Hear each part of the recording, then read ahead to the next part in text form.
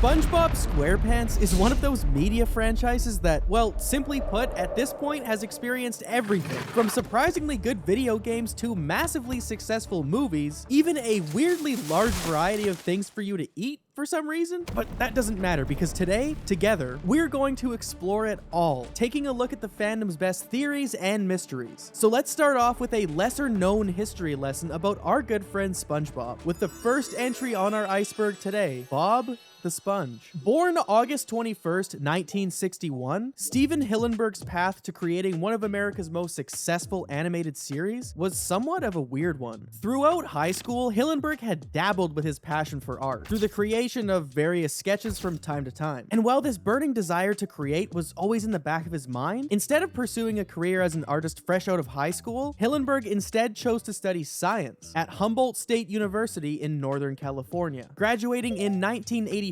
with a bachelor's degree in natural resources planning and interpretation. After graduating, Hillenburg landed a job teaching marine biology at the Orange County Marine Institute in Dana Point, California. And it was here that the concept for SpongeBob was born, except like, not really, but kind of. While working at the Marine Institute, Hillenburg was tasked with creating an easily digestible comic that explained how tide pools worked, which led to the creation of the Intertidal Zone, which starred none other than everyone's favorite protagonist, Rocky the Shrimp.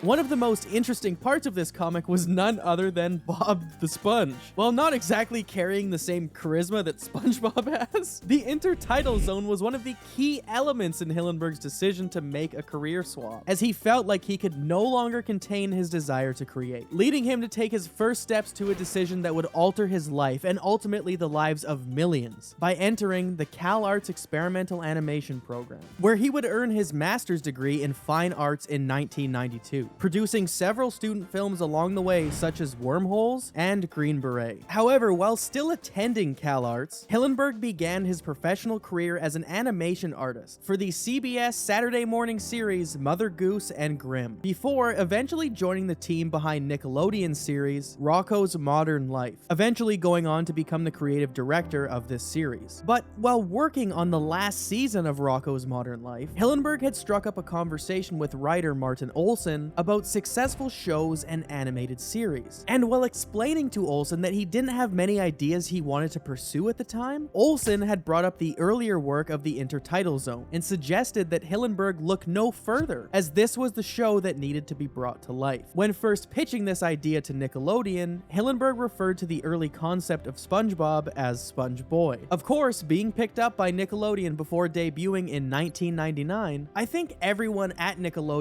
had known from the initial pitch that this show was going to be good, but I don't think anyone could have possibly predicted what this show would become in the long run. And now that you're all caught up on the history, let's dive into the many mysteries that have given such a unique staying power to this series.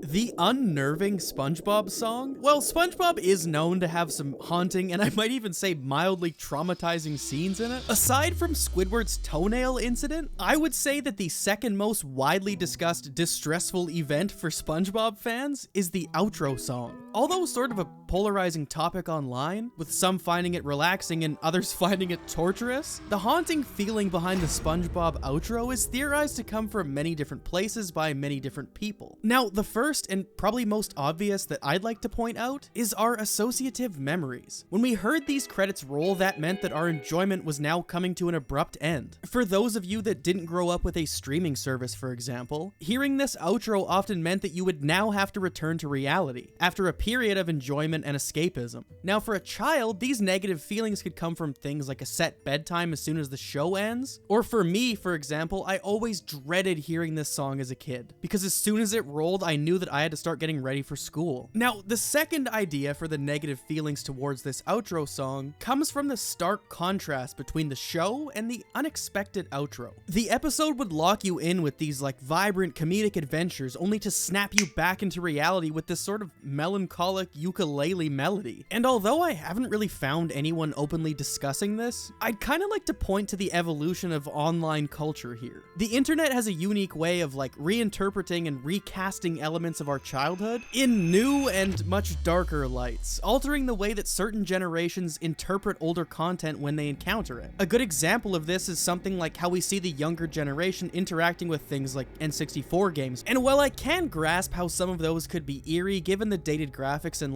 rough around the edges attention to detail, the SpongeBob outro for me is something that could easily be perceived as offbeat or a little wacky for lack of better term, and then taken and run with to a bizarre extent for content without really much credibility. The differences in experiences with the song just leaves you to wonder, is this perceived distress a byproduct of our own individual experiences? Or is the song actually somewhat eerie? I really don't have an answer for this one. So if you find the song creepy, or you're like me and you kind of find it catchy and fitting for the show, please leave a comment. I'd love to see what percentage of people actually find this creepy and how much of this is just blown out of proportion by the internet.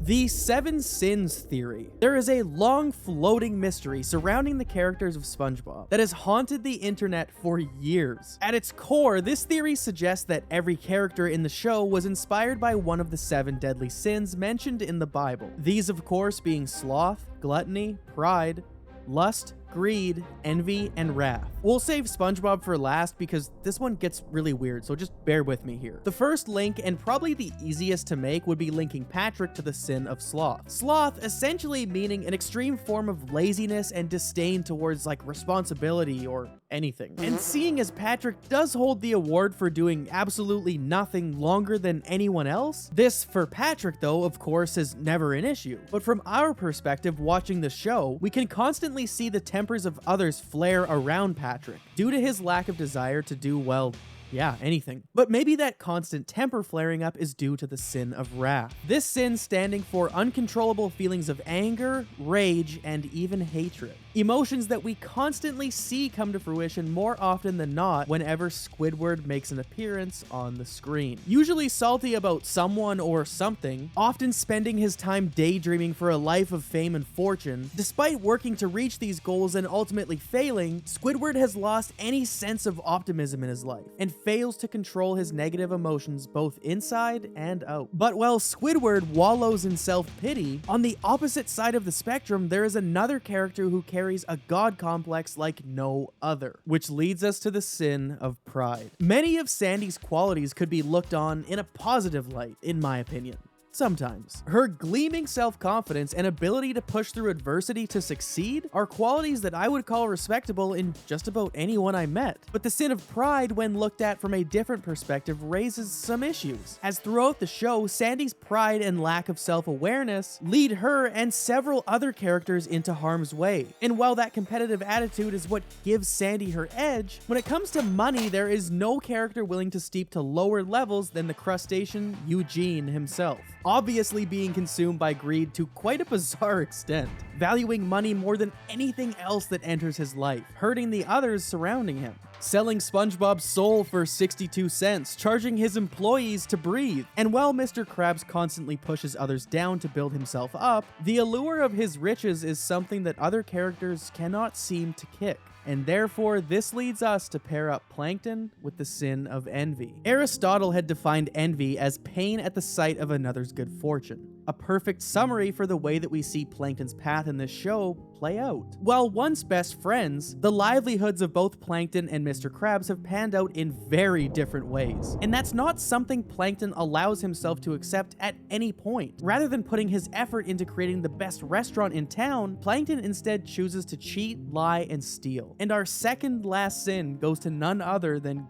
Gary the Snail, sporting the sin of gluttony. While there are several running jokes about Gary's deep love for food, when looked at from a different lens, we can really begin to see how it becomes a problem for the cat-snail thing. Gluttony is the overindulgence or lack of self-restraint in food, drink, or wealth items. And while Gary is more of a background character, the majority of problems Gary causes always seem to arise from his incredible appetite for, well, simply anything. From a year's supply of snail food to multiple inedible objects, but the weirdest one on this list is pairing SpongeBob with the sin of lust. But before this theory takes an incredibly weird and uncomfortable turn for both of us, let's just check in on the actual definition of the word lust. Of course, most often this term is used to describe an intense desire or craving for someone. SpongeBob falls victim to lust in a different way, as he has a longing desire for love. His innocence and optimism are both his greatest and most redeeming traits, but also lead him to stay in negative situations and lie oblivious to those with harmful intentions. Being blinded by his own desire for positivity, he's oblivious to Squidward's constant negativity and ill intent. SpongeBob's blind trust in strangers is often something that backfires on him, leaving him upset and heartbroken in the process. However, this theory is one that is so heavily speculated on. If you feel like different characters are better suited for different sins, please leave a comment. I'd love to hear what you're thinking.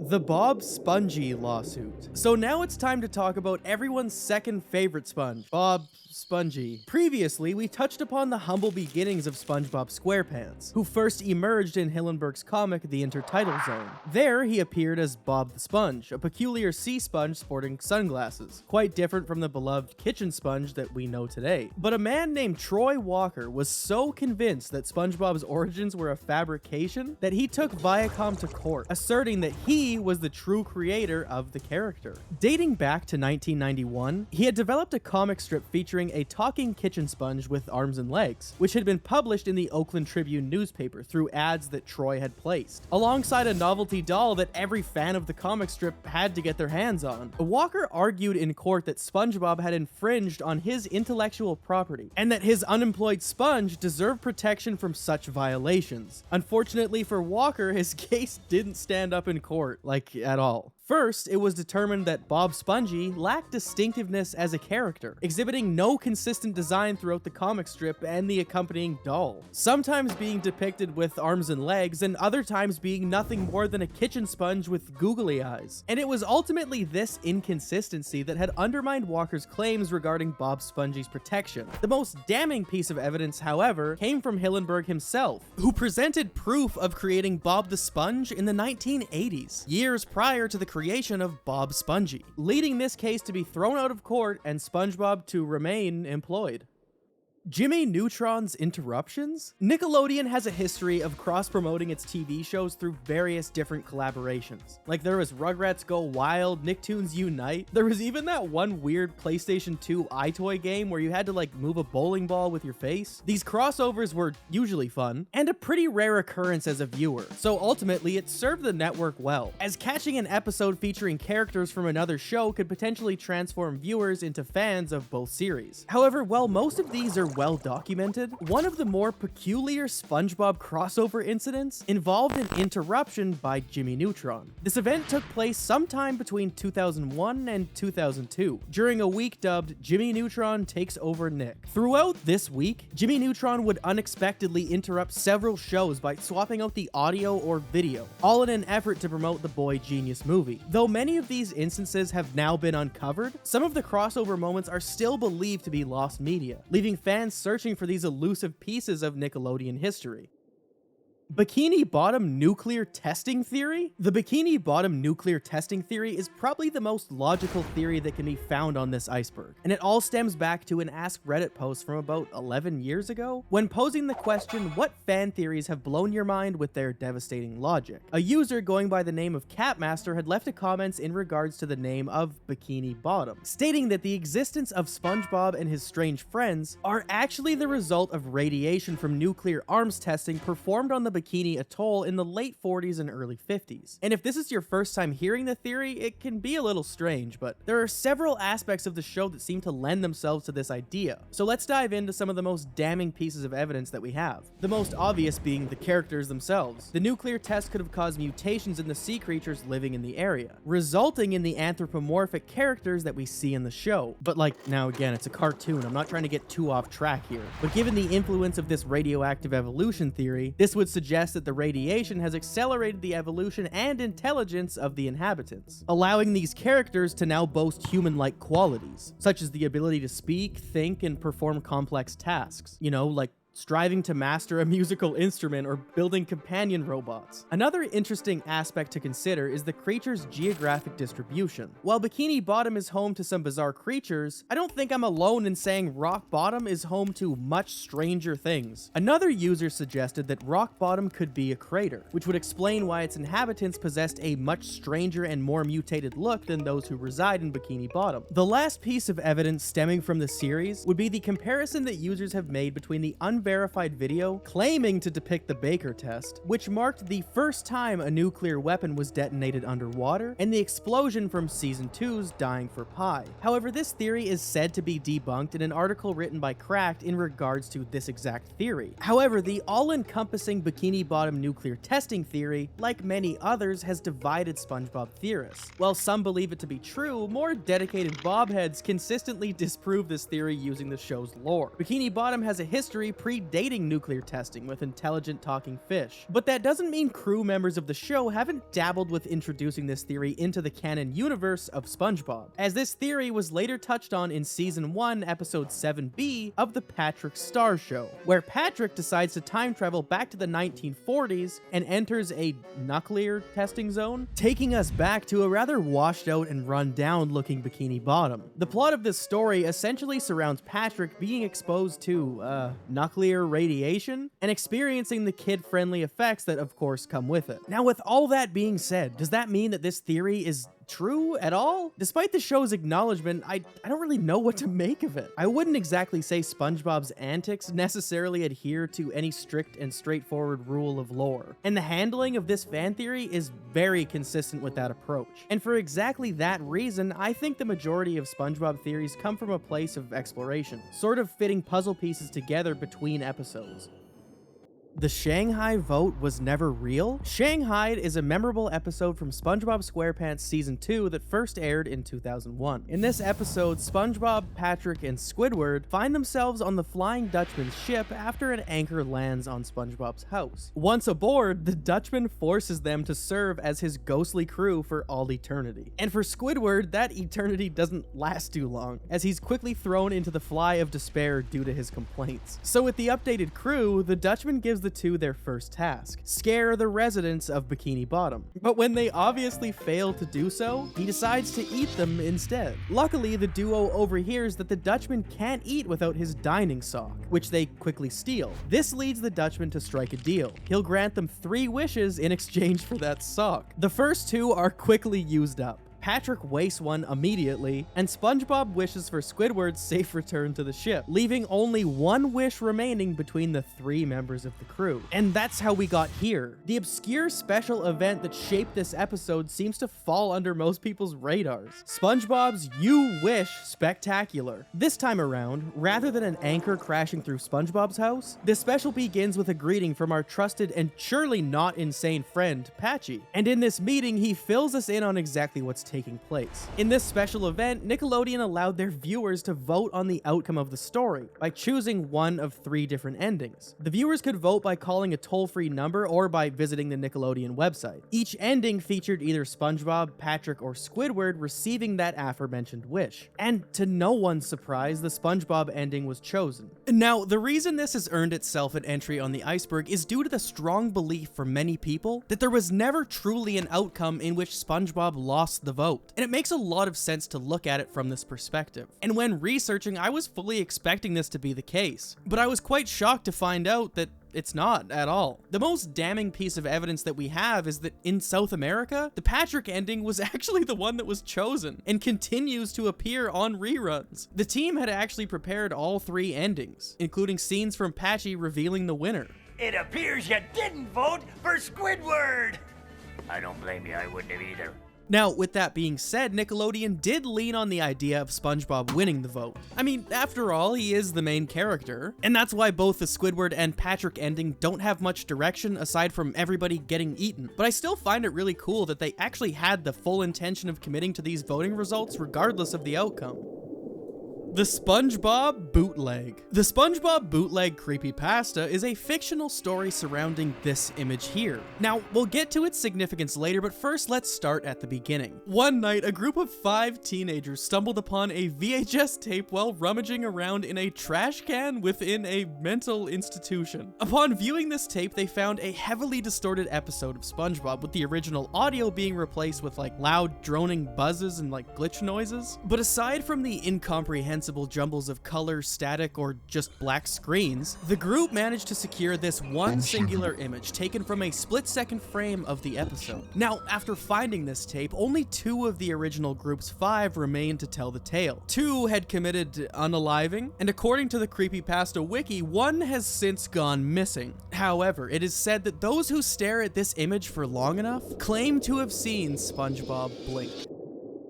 The Camp Coral controversy? SpongeBob is as enjoyable to watch as a kid as it still is as an adult. Well, some seasons and episodes, you know what I mean. As someone who's had the pleasure of experiencing both, I've always found that what made SpongeBob so special on either side of that hill is that SpongeBob is a character who embodies the best of both adolescence and childhood. He's unbothered by the average constraints that tie you down at either stage of your life, managing to experience childhood without any restraints, while simultaneously experiencing an adult life without bearing the weight of any responsibility. And this approach was all part of Hillenburg's vision when creating the show. After he first pitched SpongeBob to Nickelodeon, the network executives wanted SpongeBob to be a kid in school. Hillenburg was able to find a compromise by introducing Miss Puff and her boating school, which SpongeBob attends. This allowed SpongeBob to have no limits on his adventures while also making the show relatable to a wider range of audiences. And I sort of believe that, among many other reasons, is why Camp Coral was met with a bit of an unwelcoming attitude when it hit Paramount Plus in 2021. SpongeBob is already a child at heart. Aging the character down to 10 years old sort of misses the entire concept of SpongeBob as a whole. However, with all of this in mind, there is the other aspect of Steven Hillenburg that is at the forefront. The idea that Camp Coral was created in bad faith.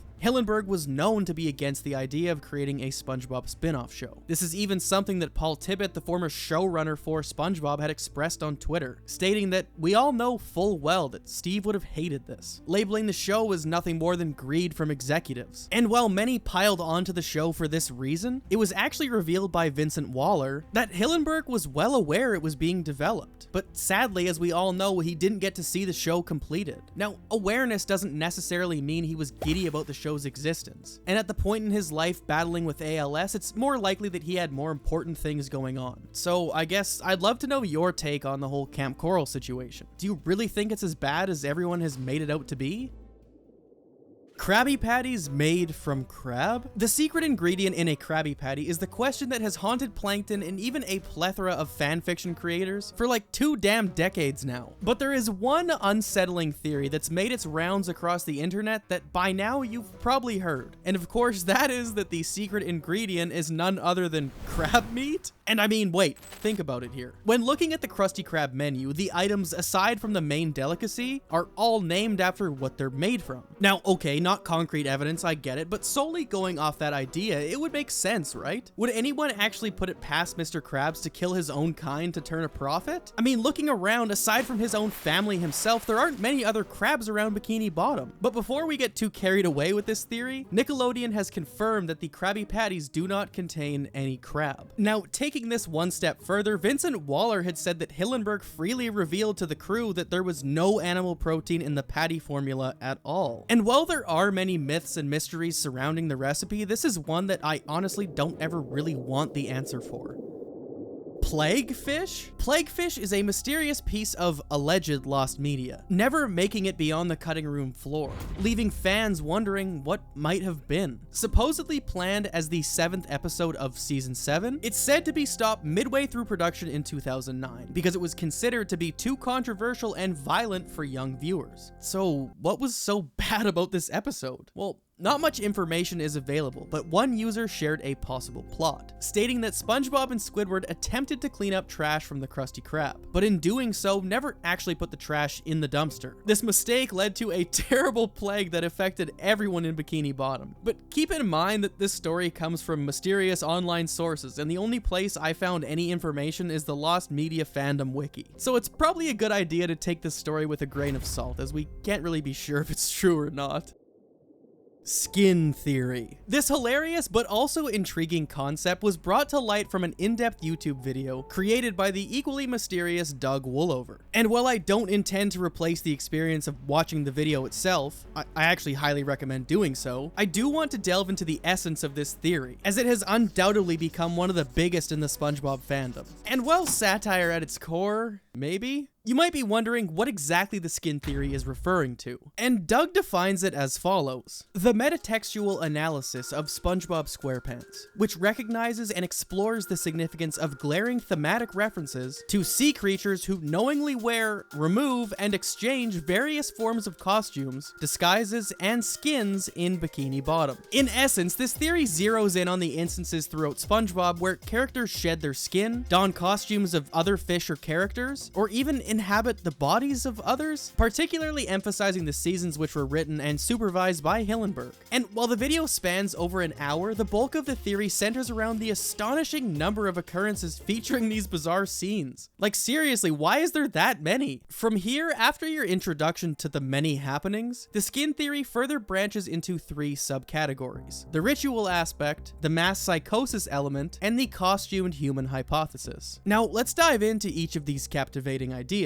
Firstly, the ritual aspect seeks to establish a connection between the realm of Bikini Bottom and the diverse array of real-life rituals that are performed for, well, various reasons, whether rooted in cultural, religious, or personal beliefs and practices. But instead of analyzing these rituals themselves, the sub-theory emphasizes their spiritual significance, especially in those which aim to forge connections with higher powers or a sense of the divine. Removing these clips out of their context as jokes scattered throughout the series, and attempting to show us that these might serve a deeper purpose beyond just comedic relief. These seemingly innocuous elements are thought to be designed to either ward off the malevolent presence haunting the peaceful underwater town, the Flying Dutchman himself, or to honor this deity through various forms of worship. For instance, SpongeBob's pitiful Dutchman costume fails to please the Flying Dutchman, and instead leaves him upset. The second sub-theory, the mass psychosis element, declares that the numerous characters in Bikini Bottom donning costumes are experiencing a collective psychotic breakdown. And while this was a theory that I kind of scoffed at when I first heard it, reminding me of every single show or movie's lazy coma theory, it kind of does become intriguing when tied to a single shared event, as Doug suggests, coinciding as an interesting addition to the Bikini Bottom nuclear testing theory, as radiation exposure could have gradually impacted the residents' mental health, or even shared radiation-induced brain mutations among Bikini Bottom's inhabitants. And now allow me to introduce the grand finale of all sub-theories, Doug's costumed human hypothesis. This concept is one that simultaneously provides a wealth of answers for the show's inconsistencies, but also raises a barrage of questions for varying aspects. And that explanation is that Bikini Bottom is not actually an underwater world at all, but rather the Bikini Bottom that we know is nothing more than a stage inhabited by humans wearing costumes and acting as if they are aquatic creatures, essentially challenging our perception of Bikini Bottom. This is something that would account for all the instances in the show that defy logic, such as the characters building fires underwater, visiting beaches underwater, installing swimming pools in their home, or the boats that rely on wheels to get them to their destination. This hypothesis inevitably leads us straight back to Steven Hillenburg. But rather than get into that now, we'll explore not only Hillenburg's unique creative direction, but also everything that was lost when he made his exit. So stick with me until the end of this iceberg.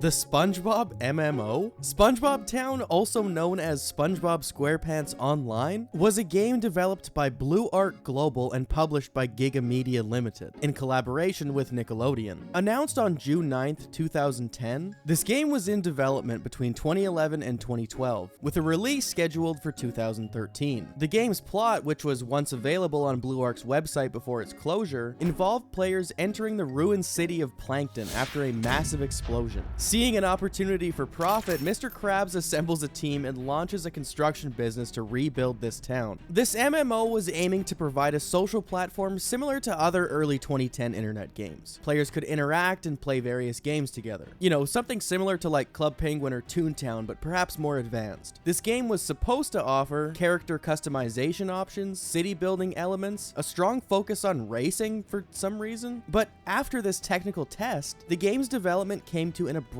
halt when Nickelodeon canceled it without providing an official statement. And due to the sudden cancellation for unspecified reasons, the game is now considered to be fully lost. And I know this game is like more than a decade old at this point, but I still feel like my childhood paid the price for this decision, because I can't be the only one thinking that this game looked like it was so much fun.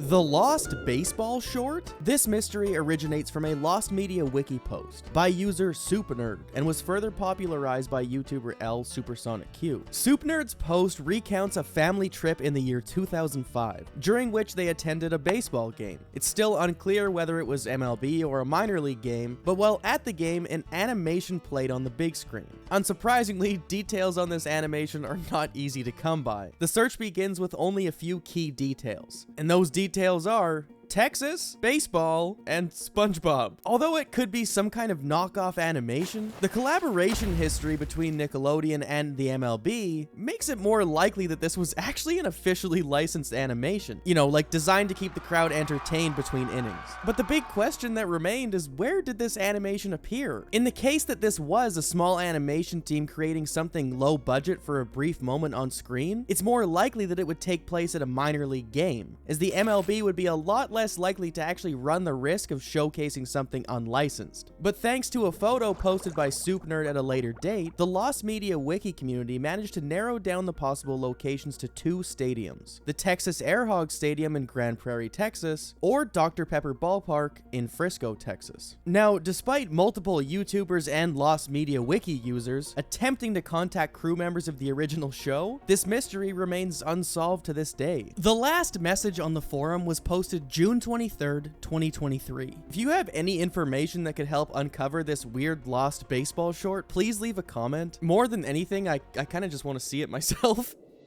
Squidward's unaliving? Squidward's unaliving is censored for obvious reasons, and I'm sure you can guess what word, better fits here. Now, this is an incredibly popular creepypasta that was first written October 4th, 2006, in a thread on 7chan? This would later circulate and re-emerge in the early 2010s, exploding across various platforms and, well, the internet in general. The story revolves around an alleged lost episode of the show, in which Squidward Tentacles commits unaliving. The creepypasta is written from the perspective of an intern at the Nickelodeon animation studio, who recounts watching this lost episode, describing it as incredibly disturbing, featuring eerie imagery and unsettling scenes that were drastically different from the usual light-hearted tone of the show. The story claims that the episode contained graphic content, including images of unalived children and Squidward's eventual unaliving by gunshot. However, this story takes a much stranger turn when fans of both the show and the online urban legend witness their worlds collide in a way that I don't think anybody was ever expecting. In an episode titled SpongeBob in Random Land, SpongeBob and Squidward embark on an adventure in a town that defies the laws of logic. At one point, a series of doors appears, prompting Squidward to open them one by one. But then, there it is! The Squidward that we see in this scene is a direct reference to the unsettling Squidward from the creepypasta. Now, in response to a question regarding this creepypasta being canon lore, Vincent Waller, a crew member of the animated series, has stated, "No, not at all, but we can certainly make fun of it in all its mythic stupidity." Now, if you ask me why the SpongeBob animators decided to include this weird reference, I couldn't tell you. I don't think I'm alone in saying that I was excited to see it, but also confused.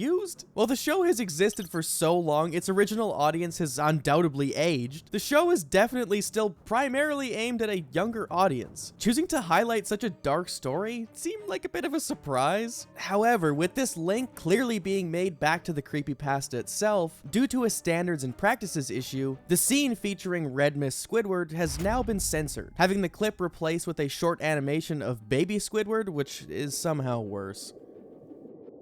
The Super Sponge incident. Oh god. Brace yourself for a wild ride on this one, okay? It's no secret that countless memes, GIFs, and bizarre images of SpongeBob have spread across the internet, delighting fans of all ages with their relatability. While I've come to appreciate these lighthearted creations, what I'm about to share with you is something that you'd never want to see on Grandma's Facebook feed. Let me introduce you to one of the strangest SpongeBob-related phenomenon to ever surface the internet. SpongeBob SquarePants Super Sponge is a 2001 2.5D platform game, developed by Climax Development. First released for the PlayStation 1 on September 20th, 2001, and later for the Game Boy on November 8th of the same year. Like most SpongeBob games, it was well received by fans and then largely forgotten. That is, until the incident. Now, according to an article written by Cracked, the developers allegedly released the game's source code to the public after the company went under. As someone who loves exploring scrapped content and development assets, I was excited to see what we could find there. But to my surprise, what was found hidden within this game's codebase forever changed my perception of SpongeBob and Patrick. And it doesn't end there. The code also features Patrick taking liberties with Sandy Cheeks in a highly literal and inappropriate manner. But this isn't even the most bizarre thing to be found in a SpongeBob game's codebase. In SpongeBob SquarePants Attack of the Toy Bots, there's an inaccessible message that's kind of questionable to say the least. By manipulating the game's camera and flipping the Mr. Huggles toy box upside down, you'll discover an odd message on that box. And while we wrap up this entry in the iceberg, please, God, for your own sake, don't Google those images. Please, don't do it. The cursed storyboards? Creating a SpongeBob SquarePants episode is a multi-step process. As you could probably imagine, that's the case with most animated content. Each stage plays their own crucial role in actually bringing the show to life. After completing the script, the storyboard artists take over. They produce a visual representation of the script by drawing a series of panels that depict characters, scenes, and actions. You can think of the storyboard as the overall blueprint for the entire episode, outlining visual elements, camera angles, character movements, and scene transitions. At this stage, artists may suggest changes or improvement to the overall story. However, not all animations make it into the final episode, and it's often for a good reason. One of the more unsettling examples that I found was from a user, Review Squidward, on Twitter, revealing the original furless design for Sandy in the episode Someone's in the Kitchen with Sandy. Let's hope it's not Patrick. However, a lot of these are made with the intention of them never seeing the light of day. But of course, due to the nature of the internet, a lot of them have made their way back to us. I thought I'd include a few of these in the iceberg because falling down this wormhole and exploring the concepts for episodes is really fun if you have the time to do it.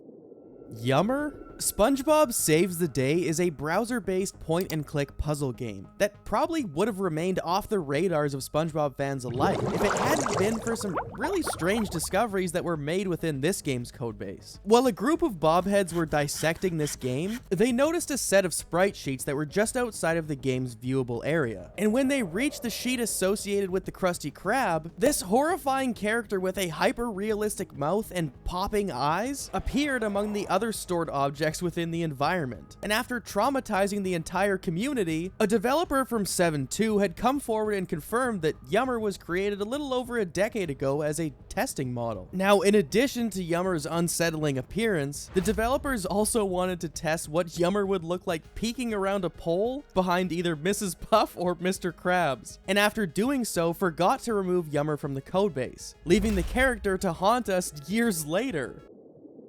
Steven Hillenburg's greatest fear. Now, while I've been saving the extent of Hillenburg's creative influence for the final part of this iceberg, it's worth considering how seeing one's creation grow from your own pen hitting paper to a massive franchise would be as equally beautiful as it is terrifying. Although I can't speak for Hillenburg, obviously. An interview in which he expressed his greatest fear suggests that he might have experienced a mix of emotions regarding SpongeBob's meteoric rise. Hillenburg had always had a clear vision for SpongeBob's creative direction. In a 2004 interview with the Sydney Morning Herald, he said, "I wanted to create something new and original. I figured we'd have a cult following for this weird little show, and it still is a weird little show, it just happened to get big." Now, with SpongeBob's popularity skyrocketing, the character wasn't just on TV screens, but in every big box store, from t-shirts to action figures, to that famous ice cream truck popsicle that the entire universe seems to have all eaten at least once before. I'm pretty sure that I even owned a SpongeBob plug-and-play like way back when. When sitting down with the New York Times, Hillenburg commented, "At first, it's both weird and flattering, and then after a while, you get tired of seeing it. It loses its preciousness after a while." Mentioning that his greatest fear was encountering non-biodegradable SpongeBob merchandise washing up on a beach somewhere. And in the years following 2004, I